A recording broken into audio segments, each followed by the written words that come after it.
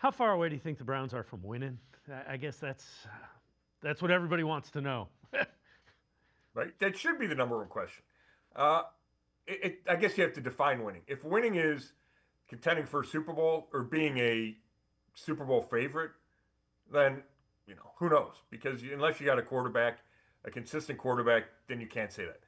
But could they win 10 games next year and challenge for a playoff spot in a division that who knows what the AFC North will be? There's three coaching openings. Yeah, I think they could be in that position. You look, they won 5 games this year. Could they have won three more and had eight? Yeah, that's not far fetched at all. So then you only need a couple more. And let's assume the defense stays intact and is as good as it was this year or close. You got to figure out offense. So you need to figure out quarterback, receiver, and line. And I'm not dismissing that. I mean, those are big questions you have to answer.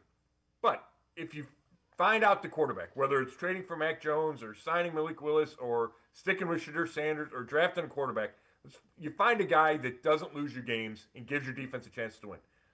Then let's say you need to add three offensive linemen, starting offensive linemen, and you need a number one receiver. All right, well, you got 10 draft picks, you get two in the first round, and you have money in free agency. Like, you can address those. I'm not saying the line will be perfect next year. I'm not saying the receiving core will be perfect, but can it be better? Can it be better enough, improved enough that the offense can score 23 points a game and win games with an elite defense or a defense that they believe it will be elite again? Like, that doesn't seem that big a stretch to me. Where between free agency and the first two rounds of the draft, don't you think you can find four or five pieces at those specific spots? That doesn't seem crazy to me. Yeah, and I know right now they show as being 12 million over the cap. They can get about 80 or 90 under the cap by restructuring Watson, Garrett, and a couple of guys not being re-signed. They can find, I think it's 89 or 98 million dollars under the cap. I mean, Andrew Berry said ample room. Like, I'm not a capologist, right? Right. So if your number's right, that's a bunch of room. Andrew Berry said ample. Now, I don't think they're going to spend a ton of money in free agency.